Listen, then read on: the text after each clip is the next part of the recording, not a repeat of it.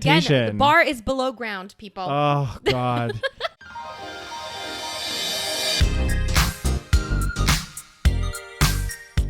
Hi, and welcome to the SaVeg Podcast. I'm Rose, also known as Cheap Lazy Vegan on YouTube. And I'm Daniel, one of your favorite guest stars on Cheap Lazy Vegan's YouTube channel. We're two friends who love to talk about the latest trending topics. So get comfortable and join us while we give our SaVeg take on just about everything. You are currently listening to the previous episode of this podcast, but if you would like to listen to this week's episode and get some exclusive content, go over to patreon.com/thesavagepodcast. Hello. Hello, everyone, and welcome back to this week's episode of the SaVeg Podcast. Welcome back, guys. We have a new Patreon. We do. So we're going to say thank you to Grace for joining our Patreon family. And Daniel, why should everyone join Patreon? I'll tell you why. Okay, let me tell you why, guys. Tell me why. Because if you join Patreon, guys, at patreon.com/thesavagepodcast, you'll get access to all of these episodes a week early. So before we release them out to the general public. And also, guys, we got some juicy, exclusive content on there. We have, for example, a big hit was Rose's response video to Fraley. That's on the Patreon if you want to see it. We talk about dating stories. We get a little bit intimate about our lives. Yes, we're a little bit more, raw. And what are we talking about in August, Rose? Oh, God. We might be throwing some shade. We're spilling some tea on some employees I have had. I'll just leave it at that. Yep. I'll tell you guys the stories. Yep. It's gonna be fun. It's gonna be a good one, guys. It's gonna be funny, and I'm quite savage when I you want to be. You are when you want to be. I am when I want to be. You can also be quite sweet. Sometimes you're angelic. You'd be nice. Doesn't happen often. Are you okay, Daniel? I'm a bit sweaty. Do you have a headache? You'd be sweaty as hell. No, I think it's from the shower. Okay. Anyway, you guys, so join Patreon this month. We're gonna be spilling some tea on, my unfortunate hires, if you will. Yeah. There's what's the expression that you like to say? Or no, you don't like to say it, but the rule for hiring. Oh, so in the business world, there's a rule, or there's a not a rule, like a saying, an expression, if you will, an expression, and not a rule. What's a less extreme version of a rule? Like a suggestion. A suggestion. Okay. A suggestion that says hire slow, fire fast. Mm-hmm. Now I do the opposite. Rose hires fast, fire slow. So yeah, it's so hard. It's easier said than done. So we'll talk about all this. We'll talk about the nuances of hiring people and all that stuff. Yeah. Because I think there's such, when people talk about like entrepreneurship or having your own business, first of all, I feel like a lot of people make it seem like so much easier than it is. And they always say like, oh, all you need is a good team. Yeah. All you need is to delegate your tasks. Just delegate them. Like, it's so fucking easy to delegate. Like, the hiring process, guys, if you've ever like thinking about having your own business, hiring people or having the right team is the most difficult thing to achieve because these are things out of your control.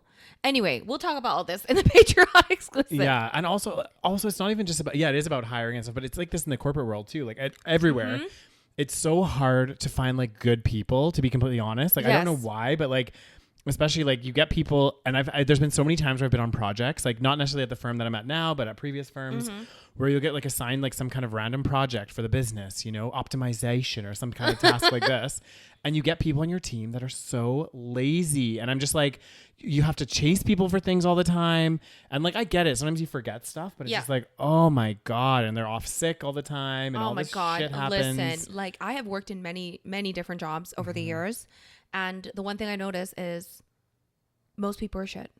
Anyway, moving on, you guys. So we're going to be talking about all that, spilling some tea in the August Patreon exclusive. So definitely check it out and join us for the spilling tea sessions. Yes. And I was going to say, speaking of hiring and firing people. God damn. Which, firing, it's an emotional process. And that's why it's hard to fire people quickly, right? It is like a breakup. Yeah. Like think about it as a breakup.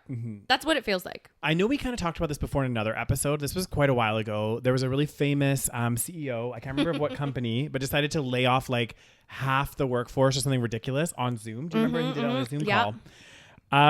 There's been another story that's been released. Oh, really? It ties in perfectly with what we're talking about somehow. How did that happen? Oh no. Yeah. That's so embarrassing. Yeah. People need to sometimes get off social media. Mm-hmm. So anyway, read the article. So the article goes like this, guys. I don't know if you guys have heard about this. There's a lot of controversy surrounding this for several reasons. Okay. But anyway, this CEO posts a crying selfie to LinkedIn after... A crying selfie? Yeah. So not even, was it a video or a selfie? A selfie. Oh my God, that's so embarrassing. Okay, continue. Yeah. That's extra embarrassing. Continue. Yeah. So you posted on LinkedIn. Yeah. After laying off several employees. Mm-hmm. So this is a CEO from Columbus, Ohio. Yeah. Who basically shared a photo of himself. Yeah. On LinkedIn after laying people off. Yeah. The close-up photo of the CEO, teary-eyed, covering his mouth with one finger. Oh my God. This will be the most vulnerable thing I'll ever share, he wrote in the post opening. We've just had to lay off a few of our employees.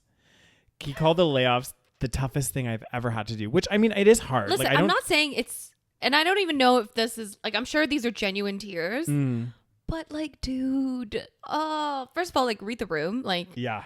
You are not the one, you know what I mean? You're not the one that should be crying and posting a selfie. Mm-hmm. And second of all, can we stop with the crying and taking a selfie and the taking a video? I can understand, for example, let's say you're filming a video already, and then you happen to tear up. I've done that before, but then usually I'm okay, I'm just gonna wipe this and then whatever, continue. Mm-hmm. But it's this it's you're waiting for the moment that the tears come down, and then you take a photo at that moment. Yeah. And this is a big thing now. Anyway, what else? Okay. Yeah. So, I was going to add to that. I was just Googling right now because I wanted to find out what the CEO's salary was. Apparently has a net worth over $1 million, pretty decent. This bothers me on many ways, right? Yeah. The thing that bothers me is it's not necessarily one person's particular fault or whatever. It's just the CEO is the driver of the ship, if you will, but really he's at the mercy of, basically the shareholders and whatever else. And the thing is, and again, this is something we've talked about so many times before. And there's a couple of things that I wanted to bring up. One of them is our whole global economy is just based on this philosophy that we always have to grow no matter what. And what that means, for some companies, they can either grow their profits, right? Or if their profits stay stagnant, they have to cut their costs to try to make sure that they're still growing, if you will. And so I think part of the problem, which the CEO is part of, but also he's kind of don't hate the player, hate the game. Yeah. But the fact is shareholders always want growth. Sure. So if that's the case, sometimes they have to lay off these people where actually maybe the company, and I don't know this company, so I don't know too much about it, but there's a lot of companies that are doing really, really well and they still lay people off because they're oh, we need to increase our bottom line. We need to increase our profits. It's but you're already profitable. How much more do you need to increase your profits? This, you start getting into this cyclical, I don't know. I just think it's a little bit cringy. He also wrote apparently on here. He's God, what he wrote is so cringe. But I'm not, what did he write? Oh yeah. He's I just want people to see that not every CEO out there is cold-hearted and doesn't care when he or she has to lay people off. And then he says, I can't. And then it says, he compared his employees to members of his family and said, I can't think of a lower moment than this. Mm-hmm. Okay. How much are you taking home, buddy? Mm-hmm. Because can you think of a moment where you can maybe forego a little bit of your salary? Or, I mean, I guess if he's making $1 million, it's not insane that you can replace. Well, that's just his net worth. It didn't say actually what his salary was. What's his salary? Net worth and salary. Let's take a look here, guys. World famous. Oh, it's so embarrassing. It is so embarrassing. Let's see if we can find, because usually on publicly traded companies, if it's publicly traded, it will tell you. Yeah, this is the thing. A lot of these companies, they're maybe not this company's the great example, but there's a lot of companies where they're oh, we have to, fire this many people. But actually, when you look at the number of people that they're firing, and you're well, if you just restructured a little bit, maybe people take less bonuses. Maybe you can actually keep people employed. And do we know the financials of this company? I feel like people would have probably looked into it. And listen, maybe your company is failing. Yeah. It's just embarrassing to be the CEO that makes probably lots of money, to post that. Like, I get it. Like, he's trying to humanize himself, basically. I know. I see what he's doing. Yeah. But it's cringe and it looks fake. And like, it's just never a good idea. No, all these like decisions. And again, I don't know exactly about this company, but goddamn, but you hear that you hear this so many times, like of these companies where, you know, again, there might be like mass layoffs, but then the executives, like the CEOs and stuff, still get their bonuses at the end of the year. And I'm like, okay, well, if you had to lay off a ton of people because you're saying like the business is failing or we need to cut staff for whatever reason, why are you getting a bonus at the end of the year? Yeah. Like that doesn't make any sense. You already had to lay people off because you said the business wasn't doing well, you know? It's different, I guess, if the role isn't needed and all that kind of stuff, but like there could be multitude of factors, but I just think there's so much like weird shit that goes on, and I don't know. I just think like, it's stupid. It's just embarrassing. And also you're making it, here's the thing. You could have posted something and basically maybe posted a picture of your employees, posted a picture of, you know, like your company, like whatever. Posted a picture of all the fun times you and your employees had together. Yeah. Instead, you made it about you and you posted a picture of your fucking face crying. That's embarrassing. It's and cringe. That's so fucking cringe. And again, you're making it about you. You're like, oh, I want to make sure that people know that I'm not a bad person. I want to make sure that people know that I care about my employees, unlike other CEOs. It's not about you. Like, I'm sorry. It's not. No. It's not about you, but you made it about you, and that makes it extra fucking cringe. And it's on LinkedIn. Like, what? Okay, LinkedIn is a weird place. I know, because I'm like, LinkedIn is like, it's not supposed to be like Facebook. It's like, I think it's becoming Facebook. Yeah, it's supposed to be like professional networking. Like some of the things people post. I know. I'm like, this is embarrassing. I know. Like, what are your guys' thoughts? Like, what is appropriate to be posting on? I don't even post. People are just embarrassed. People are embarrassing. Yeah. Like, somebody take away their phones. Oh God. Like, I thought Facebook was bad enough, you know? Oh my God, Facebook is you know what? There's no coming back. Yeah. I never really go on Facebook anymore, to be honest. Nobody goes, like, Facebook is seriously. I think it's dying out. But the thing is, so many people still use it. Yeah. So it's a weird thing because like nobody our age uses it anymore. Not really. So it's all like an older population that uses it. I still have my account, and everyone still does. Yeah, and I'm like, there's some people on there that I met traveling and stuff that probably if I didn't have my account, like, I probably wouldn't be able to reconnect with them. That's what's crazy about Facebook. It still like has things that like. That's the thing. It's like it's surprising that a lot of us didn't close our accounts, but there's a reason, right? There's still things. For example, you can, if you wanted to find like a group, like a meetup or something. Yeah. It's still like probably the best place to go. Also, you know what Facebook I mean? Marketplace. I don't really use it, but like that, oh my God, it's huge. It's so good. Facebook so Marketplace is huge. Yeah. And also there's Facebook for like maybe events that people still use. And then there's also like, you know, for example, if you're a vegan in a city, there's like a group for that. So I think people use it for that purpose. Yeah. But a lot of times, like, I don't know, I kind of judge people that use like Facebook like religiously. Yeah. Unless you're like older. Yeah. If they're posting on there all the time as well. Oh my God. Like most of the people, like, I'm sorry to say, I'm sorry if any of you are one of these people. I'm sure you're not weird judging, and you're guys, fine. Don't worry. I'm sure you're not weird and you're fine. Some people are just bored at work, whatever. Yeah. But some people that use it religiously, that are around our age, like, they're a little weird. Like, I'm just basing it off of some people that I know that use Facebook religiously, and I'm like, you're a little bit cuckoo. Like, I feel like Facebook, if you're a little cuckoo, Facebook is a great place for it because it feeds into exactly. It's like a weed. Like, people just people love the cuckoo. Well, and the thing with Facebook is like actually like sometimes these posts will come up, these like random posts. And I like look at the comments and oh my God. I know. People are wild on there. I'm like, holy shit. The people are getting into like huge fights and stuff. Full on debates. I was like, holy shit. But like it's not even like a nice debate. It's like people are like, you fucking bitch. I know. Blah, blah, blah, blah. And I'm just I don't read Facebook comments. That's the thing. I post my shit on Facebook. I rarely engage. Rose, if you really want some entertainment, maybe not on your post because it might be like stuff about you, but like go like look at a random post on Facebook and honestly the comment section, I'm like dying for all the wrong reasons. Yeah, that's the thing. It's not. It saddens me because I'm like, people are so fucked. Yeah. Anyway, it's like you know on TikTok, for example, like sometimes I'll occasionally go in the comments. Like go and look at the comments. TikTok comments are also the worst. But there are also like so many thirst traps. Like not thirst traps, but like people in the comment section are fucking thirsty. And I think to myself, I'm like, okay, don't get me wrong, guys. Like I'm thirsty as well.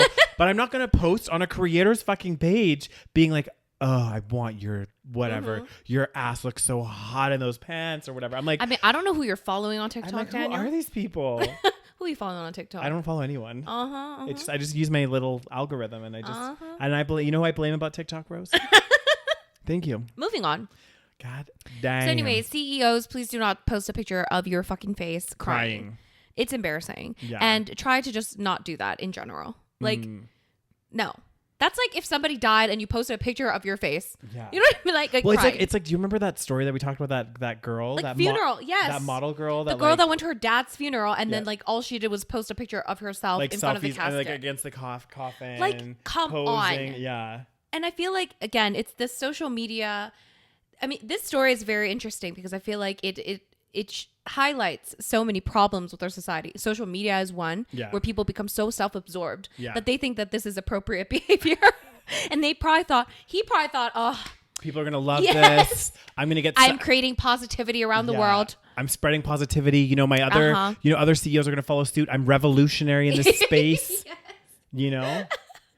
But then like I would love some other CEOs to do that, and then at the end of the year find out that they get like $5 million bonus, $10 million bonus, guaranteed. And you're like, okay, well clearly you weren't that upset. Like if you were that sad, like maybe those 100 people you could div your bonus out and give it to them. Oh my god, honestly, I just can't. But yeah, it's so it highlights the social media, the problems with social media. Yeah. Also oversharing on social media. Yeah. Nobody needs to see your crying face. Oversharing on LinkedIn specifically. Oversharing on LinkedIn of all places. And then of course it highlights the whole corporate culture and how people are disposable and all these things. Mm-hmm. Just because you posted a picture of you crying does not change the outcome for anybody. Yeah. So please sit your ass down. I actually have some words of wisdom from this because it was something that my parents told me a long, long time ago. And like, if you ever feel like, let's say you're working, you have your job or whatever, but like other opportunities come up, right? Like naturally in life, things come up and there might be this amazing opportunity. Always like go for it. Like just apply and do whatever else and never feel bad or guilty about leaving your job, because at the end of the day, if you weren't working out, the company wouldn't feel bad about firing you. Yeah, you know what I mean? True. So it's a two-way street where it's like, yeah, it's great. You can make your living, you can do really well and work hard for the company you're at. But like eventually if there's time to move on or the other opportunities, you should never feel guilty about that. Because I think that was like a weird thing like from the past where you feel like, and I even feel a little bit guilty. I'm like, oh God, I'm leaving this job or whatever. But I have to remind yourselves that like, and I have to remind myself too, it's like, that company, if there was they didn't hit their 100% growth target, they got 95%. And even though they made $4 billion that year in profit, they're going to be like, sorry, we have to lay you off because we didn't hit our profit targets. Yeah. We made $4 billion, but we didn't quite hit it. It was supposed to be 5. So you got to go. They're not going to think twice. You know what I mean? Then this CEO posting him crying like boo-hoo, like they're not really going to care. At the end of the day, it's about a bottom line and they're just going to be like, it's business, Yeah. So you have to think of it the same way. Yeah. Exactly. Not, I like your words of wisdom, Daniel. Sometimes I'd be angelic, Rose. You yes. Sometimes I got some good advice to share with my children if I ever have any. But that's also like very sad that that's kind of like what we've come to, because I feel like again back in the day it was like a little bit more. There was a little bit more humanity in you work for a company. And then you just kind of like work there for decades. Yeah, and then you build like a rapport, and now because again we've become this everything's so hyper competitive, and we're at late stage capitalism. So now it's like people just fucking lay you off left, right, and center. Yeah. You go to different companies. There's no loyalty, like none of this. But also you have to think about it like this too, like long term. And this is, again, it's sad that it's a product of how our culture is. Like my grandparents, for example, they all stayed at their companies for so long because actually you got rewarded for service, right? Like you actually got a good salary, you got good promotions, all this stuff. Whereas now it's almost like companies are looking at it in a different way, which is forcing people to leave. So one company that I worked at, it was very interesting. And this was like quite a few years ago. One of my friends got a job in the same company at a higher position. And it was a salary jump, right? Like it was supposed to be like quite a substantial salary jump because the band that they advertised it at was much higher than what she was earning. But she was a good fit for the role. So applied, got it. Her increase got rejected because it was like higher than a certain percentage of internal increase. Yet they would have hired someone externally at that rate, regardless, who might have done a worse job, Yeah. So it's weird because it's almost like to get those really big salary bumps, which it shouldn't be like this. I don't agree with this, but like, for example, if I want to like get like a huge increase of salary, really the fastest way to do that is work at a company for a couple of years and then jump ship and go somewhere else. Yeah, it's ridiculous. Like, and also that rule is so stupid because it was a different role as well. Exactly. It's not like she was just like getting a little promotion from her current role. Yeah. So the role was advertised at, let's say 40K, and let's say she's making 25K. Yeah. It was advertised for 40K. She clearly has the credentials and everything that she needs and the experience because they hired her for that role. Yeah. Yet they can't somehow give her that salary. And it's because the finance team, or the way that they looked at it, was like, they're like, you've already been hired. I know. They're like, you've already been hired. We can only approve a certain amount of an increase on your salary. That's so fucking stupid. I know. It's bullshit. Because it's like, well, this person's great for the role. And like, and also loyalty to the company. That should be an extra like bump. Well, 100%. Like, what is the like justification now though? It's like, you can't, like, for example, if some company turned around and was like, let's just say like, you're making 50K. And there's another job at another company that will pay you 80K, you know, like, and you qualify and you can just jump. Yep. Like, there's no way at your current role that if you went back, maybe if you went back with the offer and everything else, they might exactly. But that's the bullshit. You shouldn't have to do that. I know. You should already be paid at a level where it's competitive within the market. Mm-hmm. You know, and that's another thing, actually, kind of like just leading off this, but like another thing where there's like advocates. So there's like pros and cons, and I don't know where I sit. I think I sit on the fence of more transparency. Okay. But it's around how much you get paid and what your bonuses are. So like they were saying, one of the best ways to like keep everything under control is all the secrecy that goes along with salary. Because like, for example, even in my firm, like I don't know what every one of us is making. Yeah.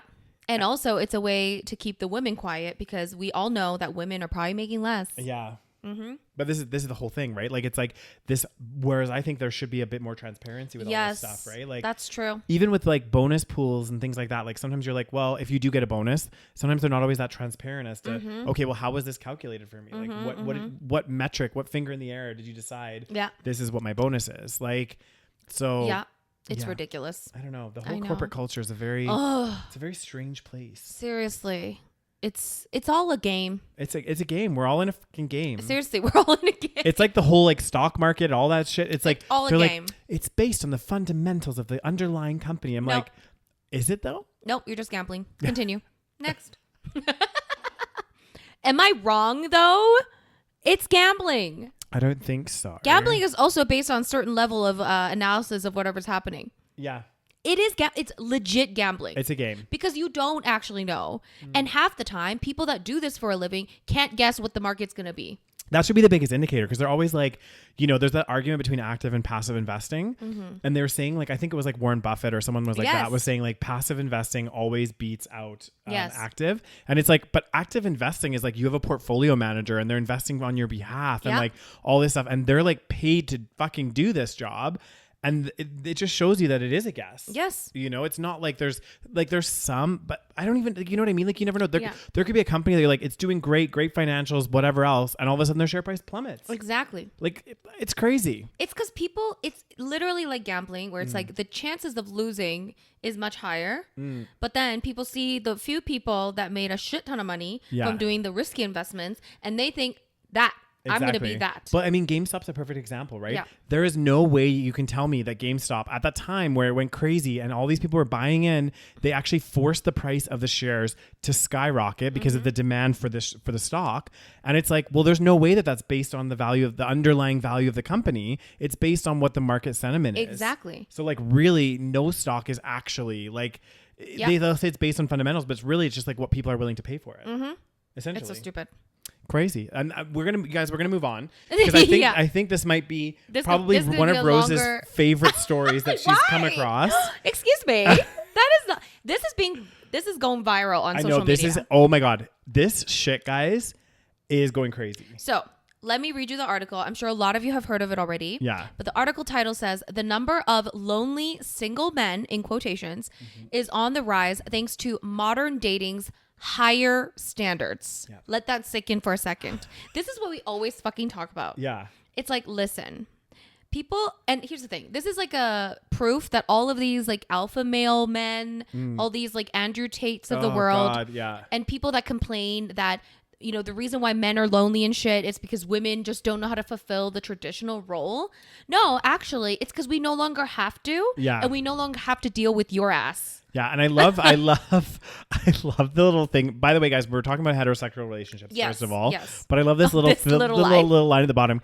Dating opportunities for heterosexual men are diminishing as healthy relationship standards increase. Yeah, like, this is based on studies. Yeah, keep going. That is some bull. I mean, I agree. It's true. Yeah. That's what's literally happening. And this is what we always talk about. I think like my theory is essentially, I've talked about this before, but like I feel like with the rise of feminism and the women's rights movement, women have done a lot of work in the last however many years to build ourselves up. We got an education. A lot of us are now more educated than men. A lot of us earn a lot of money, all that stuff.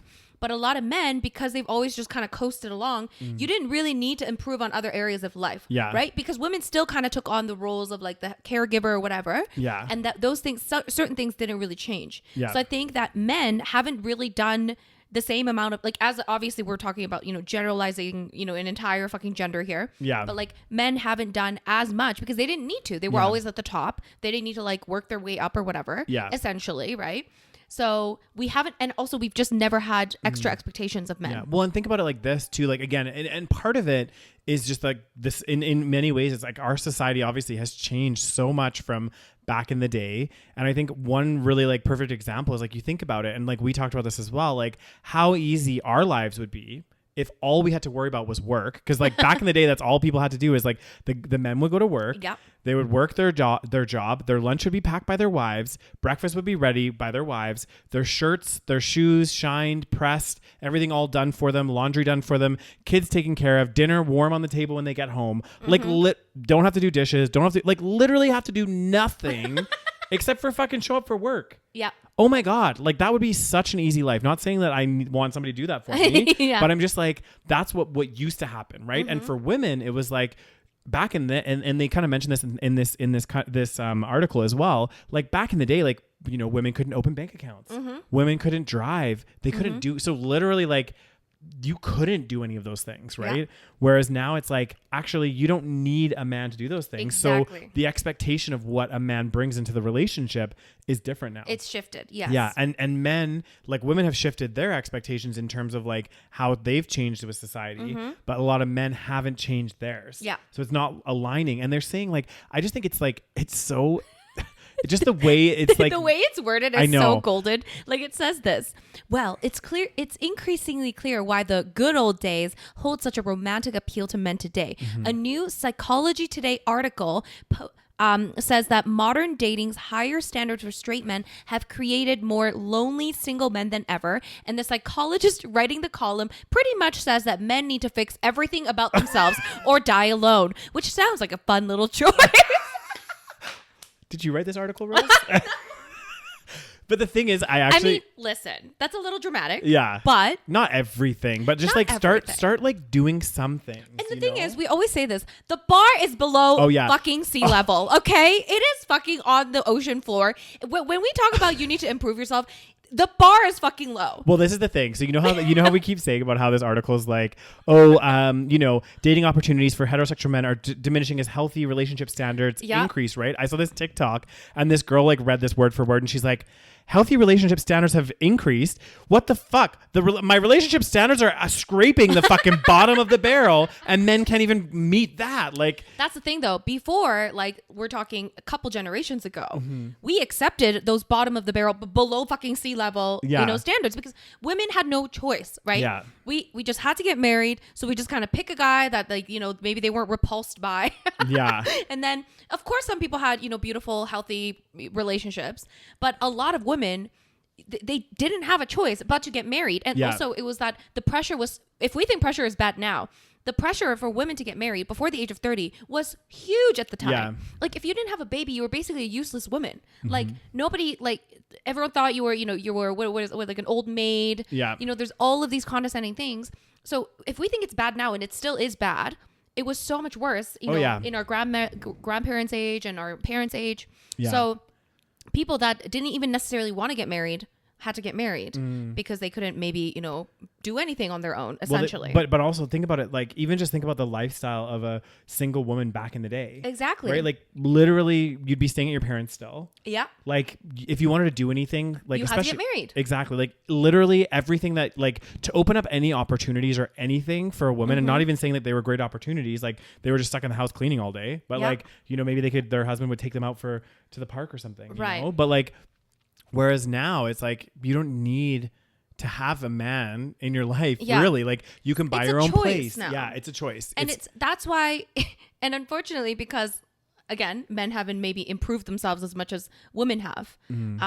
So because of this, and it's not necessarily a man's fault, I guess. Yeah. Because they've always kind of had it relatively easy. So it's like.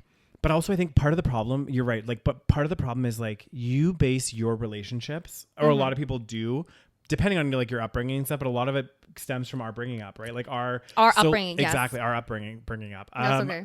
But like, and if you think about it, like if you were a young man, and again, you're a product of the society that you grew up in, and your parents fulfilled those not normal, but like the traditional roles. That's what you expect. That's the thing. And that's the expectation you have for a relationship. But what you have to realize is like, that's women not the reality. Exactly. That's not the reality anymore. Like you're not going to, because even our society forces us, like for example, back in the day, and even now, it would be nice maybe to have either the dad or the mom be able to stay at home with the kids and, have a stay-at-home parent. But guess what? Because it's so fucking expensive now, generally both parties have to work, which means both parties need to share the house chores, share all this shit. It's changed completely, like fundamentally, like it's changed.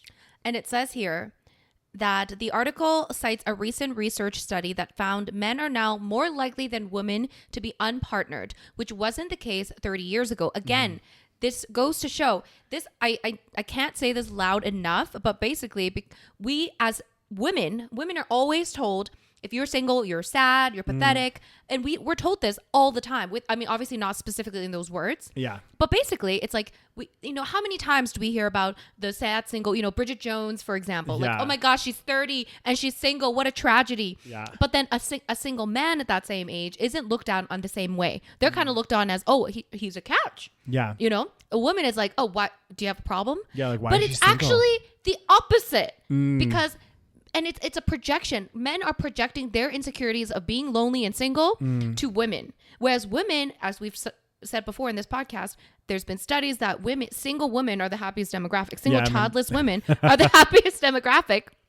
So explain to me why we are always looked on, or we are always portrayed as the sad, lonely people. And I'm not saying that, of course, a woman being single doesn't mean that she's going to be not lonely. Of course, there's going to be loneliness and, but it's like this weird thing where they're trying to make us feel bad about being single. Yeah. It's like this patriarchy that's trying to make women feel bad about being single so that they end up with relationships so that men can now be married. Yeah. It's crazy. Well, even just reading this article a bit more. This article is fucking amazing. It's amazing. So they were saying that they were holding some roundtable discussions with women aged 25 to 45. Again, none of this stuff revolutionary, and none of this stuff is like groundbreaking. They prefer men below ground standards. Exactly. It's like the standards are set so low. So somebody that's emotionally available, good communicators, and share some similar values. This is not rocket science here, people. I know, but you know how hard that is to find. I know. Well, that's the thing. Somehow these aren't exactly fitting descriptors for many single straight men out there. Again, I think it's also, we talk about toxic masculinity a lot, and a lot of it is that we don't teach boys or men to be emotional or to express their emotions in a healthy way. And because at the end of the day, you're still going to express your emotions. Like the TikTok I sent you about how, I think I sent it to you, how like we women are seen as the emotional ones, right? Yeah. Oh, she's on her period. Oh my God, like all this shit. Yeah. Explain to me then, what is anger but an emotion? And how many men have outbursts, like crazy outbursts, anger issues, and yell at people? Yeah. And we've all seen it, but we don't attribute that to, oh, we're not like, oh, that's hormonal. Oh, like, you know what I mean? Like that's also messed up. But anyway, so men, because of toxic masculinity, they're less likely to, talk about their feelings, which obviously creates less emotional maturity. Yeah. And that's interesting. Yeah. So it says straight women are increasingly better positioned to have their pick of other suitors who actually meet their standards. But the thing is, it's not like saying, the thing that's crazy to me in this article is like, at least what I've read so far and seen in this article, it's like nothing is like, again, groundbreaking. We're not asking, like, it doesn't sound like women are saying, hey, these guys have to have 6-pack abs, they have to have X, Y, Z, all of this shit. They have to be like 7 feet tall. Exactly. Because that's what a lot of men think. They think, oh, women don't want me because I'm like 5'8" and I don't make like, 6 figures. Yeah. That's what they think in their mind. They think, oh, I get rejected because of this. But realistically, this is more likely the case. Exactly. It's that you're dealing with a man child. Oh, like, not only am I going to be raising your children, but also raising a fucking fuck. God oh damn. my God, I just can't. Let's see here. This article's hilarious. Oh God. Let's see.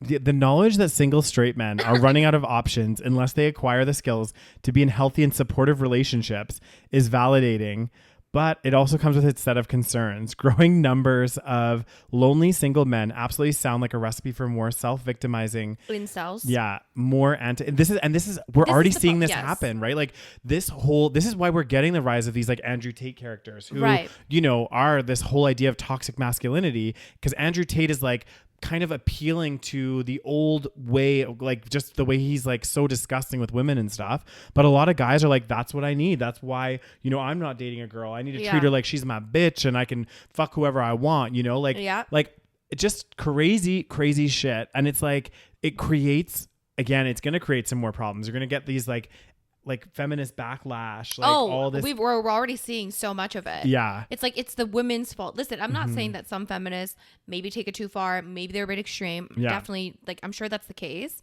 But it's this, again, it's this idea that's perpetuated by these incel communities and these guys that think, oh, like, it's basically it's the demise of society. That is why men can't get women. It's like, oh, it's because, women are, now working when they should be really fulfilling their normal role, which is a housewife. Yeah. Yada, yada, yada. I'm like, bitch, I'm sorry. How am I going to be staying home on your measly fucking salary? But this is it. Like, fuck off. This is the thing. Like, again, the whole model, not even saying that the model before was good anyway, but like the model before, it only worked. Well, I mean, it didn't work. It didn't work. We just pretended it worked. It worked for the man. It worked for men. It worked for men. But like nowadays, like we literally, for not even just for like women's rights and stuff, but even just like economically, like the old ways are gone, guys. Like, you need to wake up. Like, you cannot have that expectation if you're dating, for the 2 straight guys that listen to this podcast.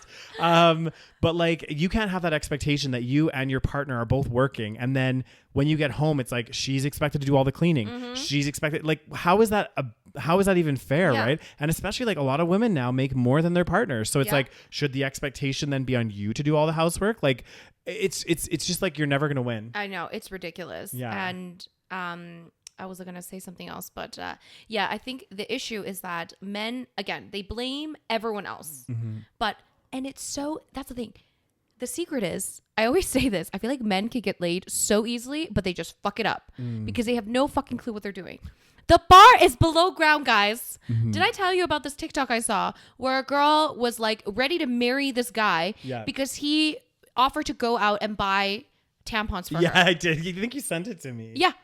I was like, and then all the comments are like, guys, the bar is fucking below ground because, and that's all you need to do. That's what's crazy. You just like, of course, that's not going to work with every woman. Obviously, like depends on the woman, but like you'll find it like. There's plenty of men out there that you may not think is like conventionally attractive that find perfectly fine partners. Yeah. And what I don't understand is, don't you want a healthy relationship where you both like respect and like each other? And like, why would you want to go back to the traditional times when women were forced, essentially, like all of them were basically forced to get married to somebody, and hopefully they marry somebody they actually love. Yeah. But really, at the end of the day, they didn't all do that because that's very difficult to do, especially when you are a piece of shit. Yeah. But it's just crazy to me because like all this article is talking about is just like being in healthy, supportive relationships, right? Which is what it's like, we should all want. Exactly. And it's like guys can't like, I guess straight men are having a problem hitting that, that small, like be a good communicator, like talk, like fucking be emotionally available. Like, is that so hard? Yeah. I think also it's a little bit, obviously there's more issues. Like, for example, I think we've talked about this before, but I think with women, they want men of like a similar, if not more salary, essentially, for example. Or this is another problem. Or women want men that are like not necessarily the same salary, but like very similar lifestyle, if not more. Yeah. Whereas men, again, because of the traditional roles beforehand, I'm not, of course, there are still men nowadays that might still want similar salaries or similar lifestyles. Yeah. But like, for example, it wasn't very uncommon to see like, you know, like didn't George Clooney marry like a waitress or something, like shit like that happening? Yeah. Whereas it's very rare to see that happening on the other side. Yeah. Which obviously, you know, we need to shift some of those kind of mindsets as well. Yeah. I think that's, you know, women are also like, you know, we're still a little bit stuck in that traditional mindset in aspect. That's actually a really good point, because I remember seeing this thing. I think it was like a newscast or something, and they were talking about this. I don't know if you sent it to me or something. Yeah. Where they're talking about like dating down, and it was brought up again. And that was really annoying. Yeah. But like they did have some valid points. You know what I mean? Like the newscaster was like talking to this lady, and the lady was like, she was also on the newscast, and she was like, no, I would never, you know, date a man that made less than I did, and blah, blah, blah, blah, blah. And also, I don't like this. I think the reason why I got annoyed with that, I think it was on like, not The View, but like the similar thing something to The View. Yeah, something like and this. The reason why I got annoyed is because like they kept saying dating down, as if like making less money means you're like less than. Yeah. And like that I found really annoying. Because like, you know, you could be a shitty fucking person and make more money than me. Yeah. You know, I don't see, if I dated Andrew Tate, I wouldn't see that as dating up. No, that would, you know oh my god, that would do you be know scraping, what I'm saying? That would be scraping the bottom. The bottom of the fucking and I'd be like, floor. Rose, what the fuck is wrong with you? What are you doing with your life right now? I know he makes more money than you, and I know he'll take care of you, but I also hate that term. Like, I just want to take care of you. Like, ew. I know, I don't like it either. I'm like, what the fuck? Am I a dog? Fuck off. I can take care of myself. Because the thing is, guys, some people that listening might be like, oh, it might be nice to have someone take care of you. But you have to remember what it represents, right? Like, if somebody's coming into your life and they're like, hey, oh yeah, babe, I don't want you to work. Like, I don't want you to have to worry. I want to take care of you. Ew. Instant red flag. Exactly. And you know why they want to take care of you. It's not because they love and care about you. It has nothing to do with that, right? The real reason, like I would say 90%, and I could be like, obviously this is my own personal opinion, guys, so don't take it for gospel, but like I would argue that like a large percentage of those guys, they're doing it for control. Yes. And they're doing it for that kind of self-satisfaction or that self-fulfillment, like I'm providing for my woman, and the control aspect. And think about, like, I always think about to myself, like if I had somebody where I wasn't making any of my own money and they were paying for everything for me, initially I was like, oh, that's kind of nice. But then when you actually start thinking about it, it's like, okay, if I want to go shopping, I want to do anything, I always have to ask for money. Oh God. I always have to, like, you know, even if they give you a certain budget or whatever, it's like, it's a weird relationship that you get into. And then you feel, it's like, again, it's like, I would feel like I owe them 100%. And they would be like, they control me. Yes. That's the whole dynamic there. Like it's not like, I guess if you're into that, sure. Yeah, I mean, everyone's into their own thing, and like, you know, go for it. I can't. Like that's the thing. It's if he, of course, again in the beginning, if he pays for a few more things than I do, that's nice. But if a guy if he wants to pay for everything, I see that as a red flag. Like, what if he's like, hey babe, I want to marry you, but you're gonna have to stop, you know, working. No more cheap lazy vegan, nothing. I want you to just take care. Okay, there's the door. Take care of the house, and I'll take care of you. There's the door. Bye. See you later. All right, I'm back. Okay, what is it? So this was just talking about how, you know, like women are having to deal with so much like garbage out there, basically. And one of it's saying like the defined relationship conversations and having to assume someone you've been seeing for a year is simultaneously raw dogging the population of a small town, aka LA West Elm Caleb. A la West Elm Caleb. Unless you've explicitly confirmed you're exclusive. Oh God. Like little things like this. It's like you're dating a guy, and unless you explicitly claim that you're exclusive, he's probably out doing whatever. It's like fucking hell. I mean, I guess it depends on the situation. It does. To quote the great philosopher I think you should Olivia, still have a conversation. Yeah, I think you should still. I do agree with that. But of course, there are certain circumstances. Of course, if you're like seeing each other multiple times a week and you've been seeing each other for a long time, and you know, it's up, and then you're like always, you know, sleeping over at each other's places, then it's implied, right? I think every situation is different. But anyways. To quote the great philosopher Olivia Rodrigo, who I don't know who that is, but you know, I think wait, where is it? It's brutal out here. Isn't that the singer? Olivia Rodrigo? Can you Google? Because I actually don't know who that is, guys. That's embarrassing if it's someone super famous. I think she's the singer. It's brutal out here. She's the singer that sings the driver's license. Oh, okay. So they're being a little bit, funny. Yeah. Yeah. But anyway, it is brutal out there. And again, we're not saying women are perfect. Of course not. No, I think a lot, like you're right. I think you hit a really good point about like women also need to like shift their expectations, because I think it's not just men that are stuck in that traditional mindset. So they're men are too, but then women also, like you said, like there's a lot of women who, like, you're right, if a guy was like making a lot less money than them and all this stuff, like that to them would be like, no, like a deal I'm breaker. Exactly. I'm not but gonna also date that person. same with men don't want to be making less money than women, exactly. So which is another fucking again, like, please come at me when you are actually making more than $40,000 a year. And well, exactly. You know what I'm saying? Like, it's like these. I saw this interview again of people asking guys like on the street, and some of them did say like they don't care if a girl makes more money than them. Yeah. But some of them, I'm like, they're like, no, I'm the man. I have to make so much money, and I'm like, dude, you're not even making that much money. Like, you need to calm down. But this is what's so stupid. Okay, it's like I feel like, and I don't think anyone should have that mindset anyway. Like, you shouldn't. I personally feel like that, but also I really don't feel like you should have that mindset if you're fucking making minimum wage. Do you know what I mean? Like, I like these guys. Not that there's anything wrong with making minimum wage. Exactly, there's not. But there's something wrong with it if you're saying, hey, I need to be the breadwinner. I need to be providing. I need to do this. It's like, okay, buddy, then you need to be making $200,000 a year. Like, seriously, grow the fuck up. You're not going to find that. You need to just chill your fucking... I know. Yeah. And like these people that want these traditional roles, it's like they're not even fully ready to accept their traditional role as well. You know what I'm saying? Like, like, again, they want a woman to do all the housework and all the stuff. But I'm like, really, are you ready to, again, fulfill the traditional role of a husband and be the only breadwinner when you're, literally sitting there in, your mom's basement? Exactly. In this incel community. This is what. Just get out there, guys. Exactly. This is what's crazy. This is what's crazy, though. They'll have, like, people will have these standards. And you're right. They'll be making $50,000 a year. Not saying that that's a bad salary at all, guys, but making $50,000 a year, living at their parents' place. Yes. Expecting to have a woman that's going to cook, clean, do everything for them, pack their lunch, do everything. And yet they're not willing to fulfill the old traditional value of, hey, guess what? You're going to have to pay for everything. She's like, your partner shouldn't have to work. Yeah.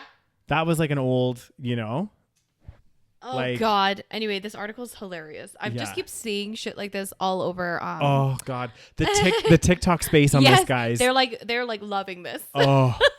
Well, and you know what this reminds me of as well? Like, I remember we actually talked about this. I don't know if it was last year or like, because like all the years are starting to blur together. Oh God, I know. But like we did talk about how the statistics, and this was from the U.S.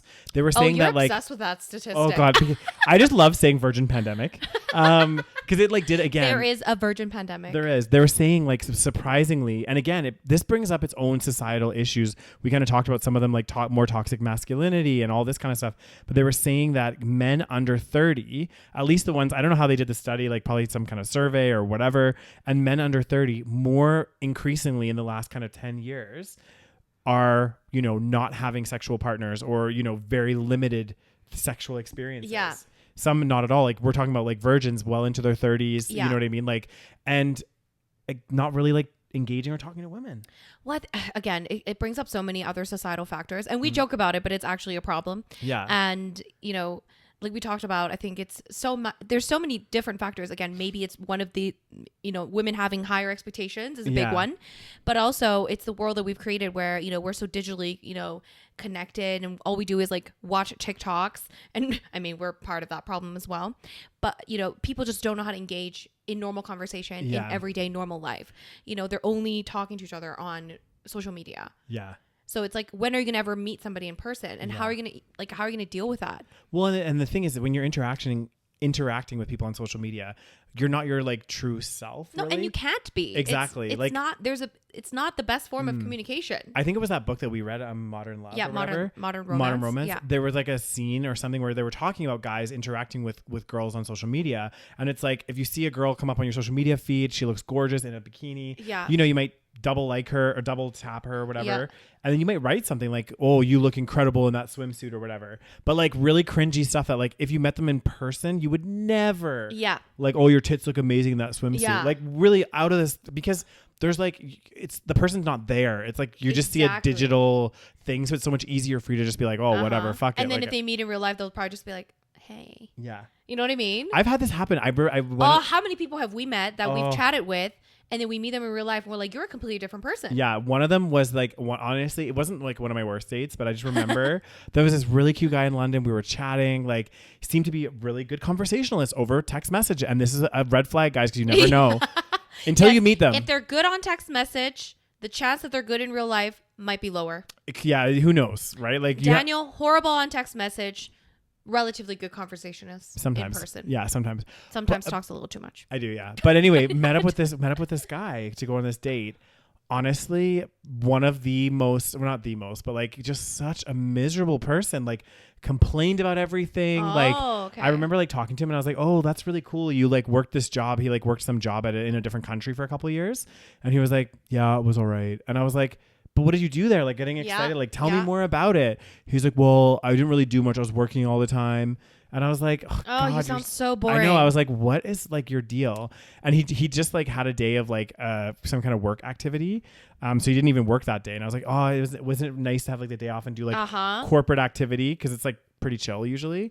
And he's like, well, if I liked my coworkers. I was like, oh my God. Oh my, like, you're so miserable. I know. I was like, I just like, stop. Yeah. I was like, I just don't. You can't vibe. No.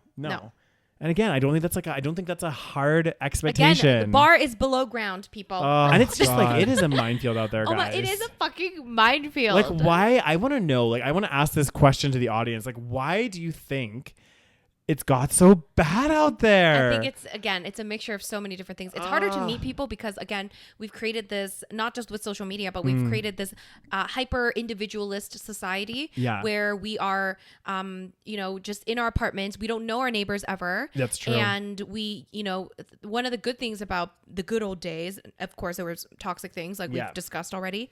But one of the good things was that people were a lot more connected with their community. Yeah. You socialize with people, not just your like immediate family or your immediate circle of friends. Yeah. Like so many people say they don't even have friends. Yeah. That's so sad to me. Like so many people say that they, Yeah, I actually saw, I don't know if I sent the link to you, but there was this guy on YouTube that was like married and he was like in his 30s, I think a similar age to us. Yeah, I feel like I've seen this. We've talked about this. And he basically was posting and he was like, I'm in my 30s, I'm happily married, but I have no friends. Like, okay, what?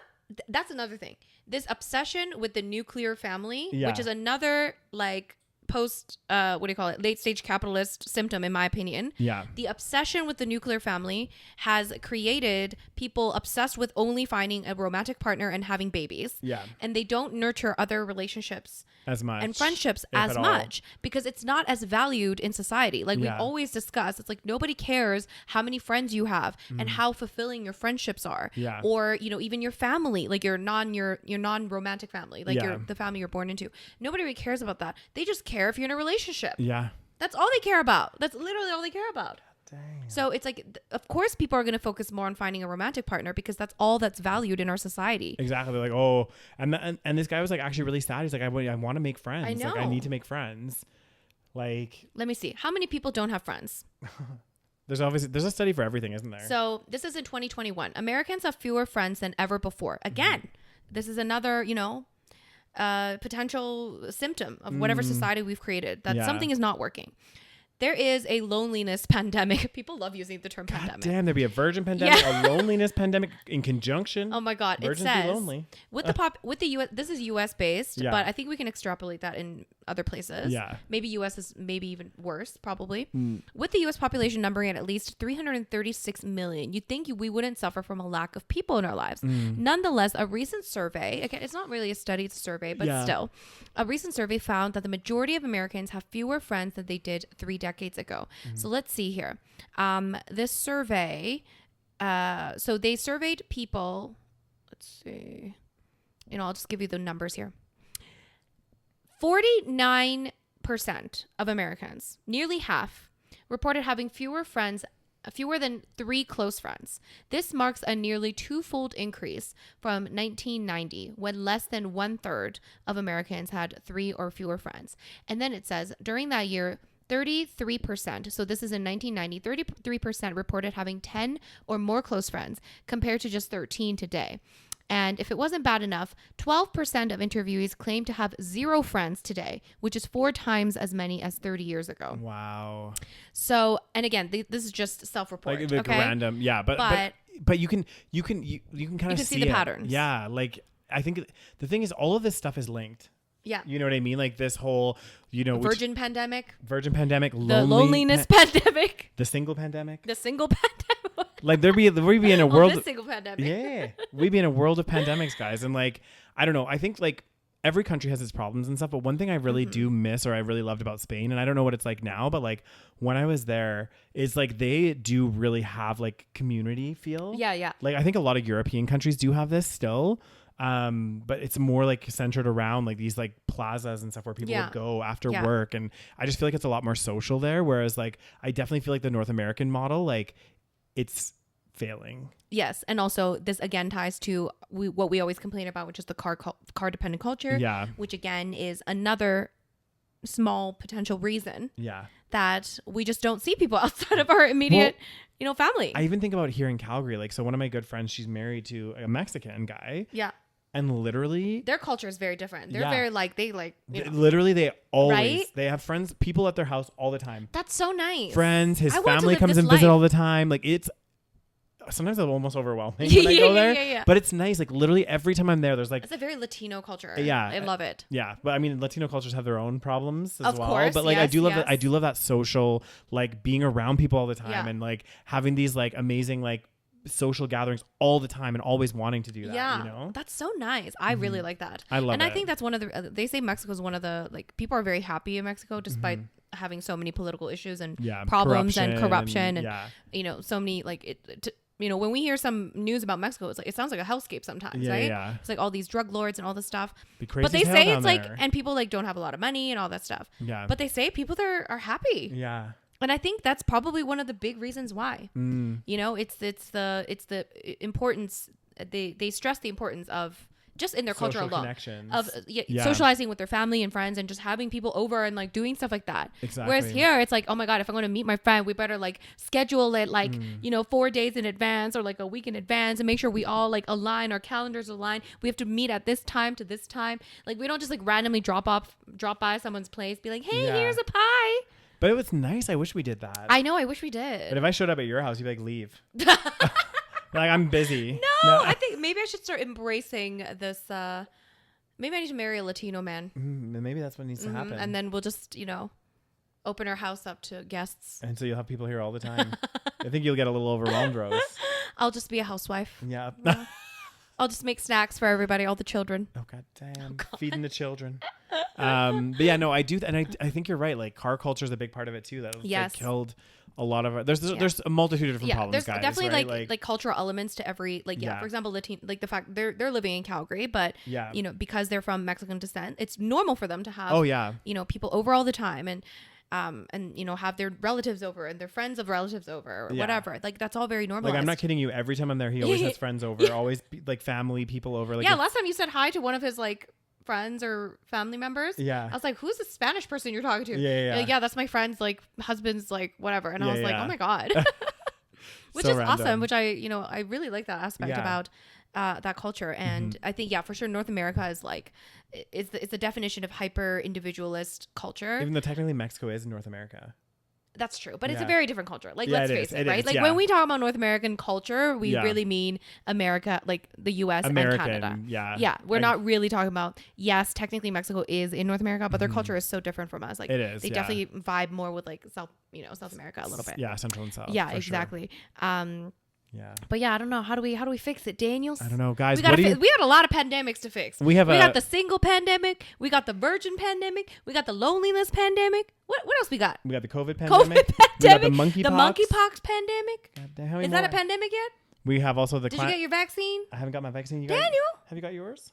Well, you are much a higher risk than I am. Oh my God, it's true. You're right. I am. I should go get it. And I heard like when you go there, it's a great place to meet a man. I saw a TikTok of this guy getting his vaccine. Yeah. And he's like waiting in line. He's like, wow, I'm here to get my monkeypox vaccine. And Grindr is popping. Yeah, I saw that as well. That's like a popular TikTok. Oh, wow, that's so funny. There's so many TikToks because like everybody, literally you go to like where you get these monkeypox vaccines. Yeah. There'll be like these massive lines and like literally everyone in the line's gay. It's so and people will like be like, oh, here's all the guys from the nightclub last night. But hey, it's good. They're they're taking precaution, and I think apparently soon I need to. I mean, soon it's going to be everywhere. I think so. We should all be getting it. But yeah, you definitely If you're a gay man, definitely get it first. Okay, I'm not. People don't want to use up those resources. Y'all are at higher risk. You know what I mean? God damn, it's true. You're right. Roses. Am I being a homophobe? You are. You're being homophobic. Sorry. And on that positive note. Like to say, that positive note, thank you for listening to the podcast. I just don't. I gotta go home. You're gonna go home. It's a bit late. Oh my god, though. Oh, I guess I can't say anything yet. What can you say? What were we gonna say? Oh, there's a lot of things happening, guys. Follow me on Instagram because big thing happening tomorrow. And I'm traveling soon. It's going to be a bit crazy. Also, some of our podcast episodes in September are going to be pre-recorded. Yeah. So if there's any topic you want us to have like a deep dive about, maybe something new that we haven't discussed because clearly we always repeat the same shit. Yeah. But if there's a topic you want us to talk about, we can discuss it. Definitely. Because we're going to pre-record some podcast episodes. Exactly. That's exciting. And for those of you that haven't already, check out Rose's website because she's released a recently new cookbook. Oh, which you've been making stuff from. I have been making some stuff from recipes and I'm really enjoying it. Yay! So definitely a little shameless plug there. Oh, thank you, Daniel. It's thecheaplazyvegan.com/shop. Yeah. Check it out, guys. And you guys, make sure you follow us on Instagram, subscribe to our YouTube channel, and of course, follow us on whatever podcast platform you listen to. And give us a little rating, 5 stars. That always helps. Tell all your friends and family, okay? And if you have any suggestions on fixing any of the pandemics we discussed, let us know. Let's solve these world problems, guys. Oh my God, I know. I really want to. And then, of course, you guys, make sure you check out our Patreon, patreon.com/thesavagepodcast to listen to our tea spill sessions. Oh God, there's some hot ass tea coming your way, guys. It is steaming hot, guys. Okay, it is steaming. So make sure you subscribe to our Patreon, patreon.com/thesavagepodcast. And that's pretty much it. Yeah. Thanks so much for tuning in, guys. We'll see you next week. Bye.